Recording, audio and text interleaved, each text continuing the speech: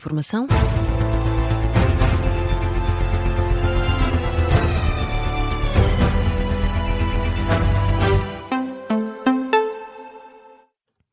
Jornal das 5 com a Laura Figueiredo. E Laura, um incêndio no concelho de Aljustrel, em Beja, está a mobilizar 7 meios aéreos. O fogo obrigou já ao corte de um troço da Estrada Nacional 2 entre Aljustrel e Ervidel. O alerta para o incêndio foi dado por volta das 2 da tarde. O fogo está a consumir uma zona de pasto e mato. No terreno estão 110 bombeiros, para além dos 7 meios aéreos e mais de 30 viaturas. De acordo com a Proteção Civil, não há para já populações em risco. Também em Beja há um outro incêndio no concelho de Moura, mas este está já em fase de rescaldo. E o serviço de urgência do Hospital de Évora está hoje a funcionar com constrangimentos devido a falhas nos sistemas informáticos. Num comunicado enviado à agência Lusa, a Unidade Local de Saúde do Alentejo Central explica que a situação obrigou a que fossem acionados os planos de contingência de forma a minimizar os impactos do problema e a assegurar a continuidade da prestação de cuidados do serviço. De acordo com a unidade, os constrangimentos podem refletir-se no aumento dos tempos de espera e, por isso, os utentes são aconselhados a contactar a linha SNS 24 antes de recorrerem ao serviço de urgência do hospital.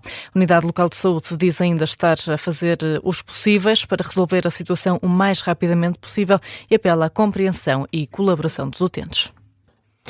E o presidente do Sindicato dos Trabalhadores dos Registros e Notariado faz um balanço muito positivo da greve de uma semana que termina hoje, mas admite novas paralisações.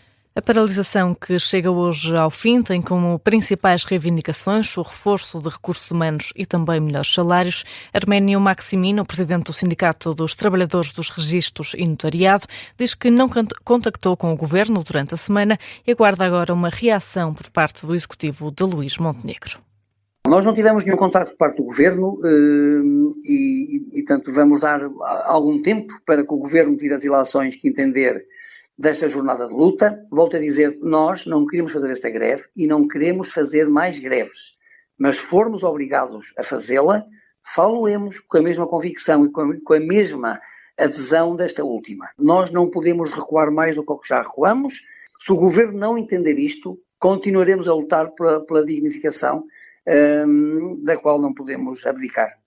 Declarações de Arménio Maximino, presidente do Sindicato dos Trabalhadores dos Registros e Notariado. De acordo com dados do sindicato, a greve teve uma adesão acima dos 90% em Portugal, pelo menos em 14 distritos.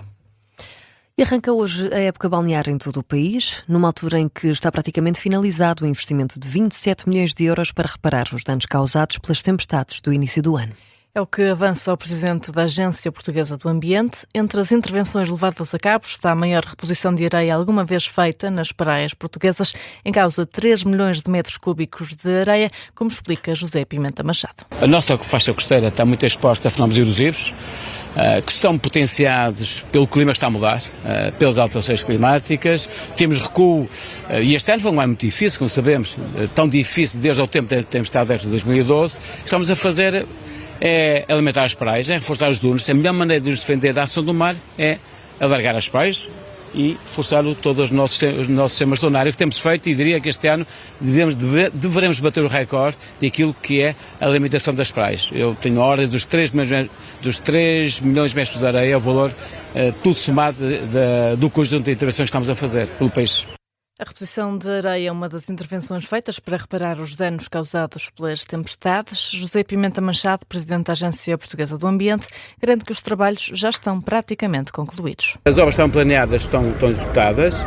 É verdade que ainda estamos a acabar uma empreitada da Costa Caparica, está mais 2 dias, estará finalizada. O investimento ficou dentro daquilo que eram as nossas estimativas, toda prevista até antes da época balnear, e depois só eram 27 milhões de euros.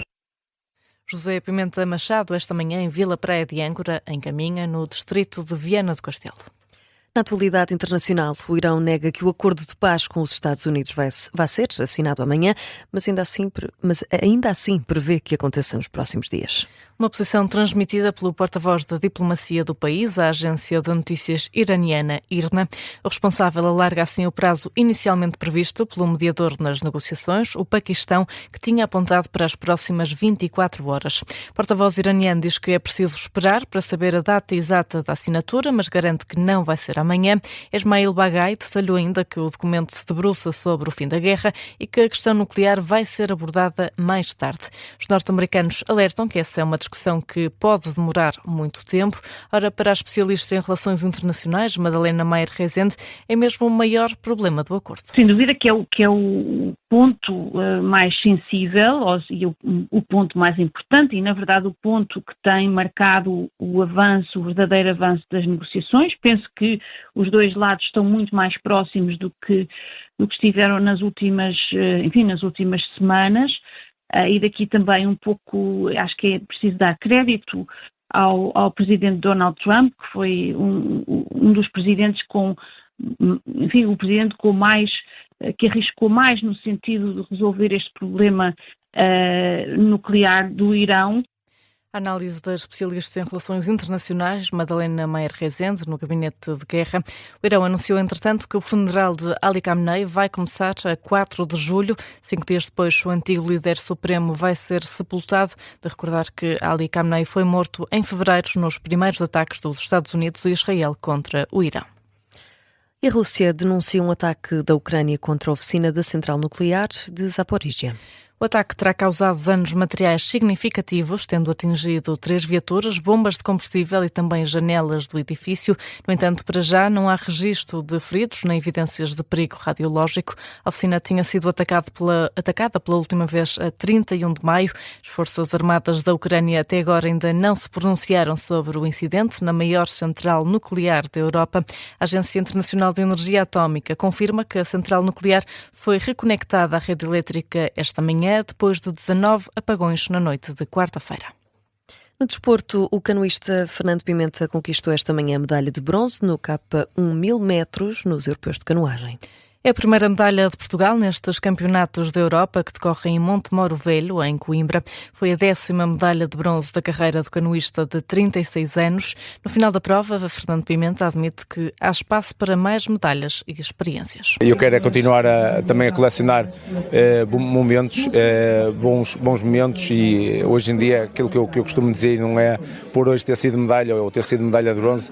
Das coisas que eu mais preservo hoje em dia são as amizades que eu faço com o desporto e estes momentos que eu consigo colecionar, que em muitas outras coisas não ia conseguir fazer, e toda esta experiência que o desporto nos dá, o desporto de alta competição, que é saber ultrapassar momentos menos bons.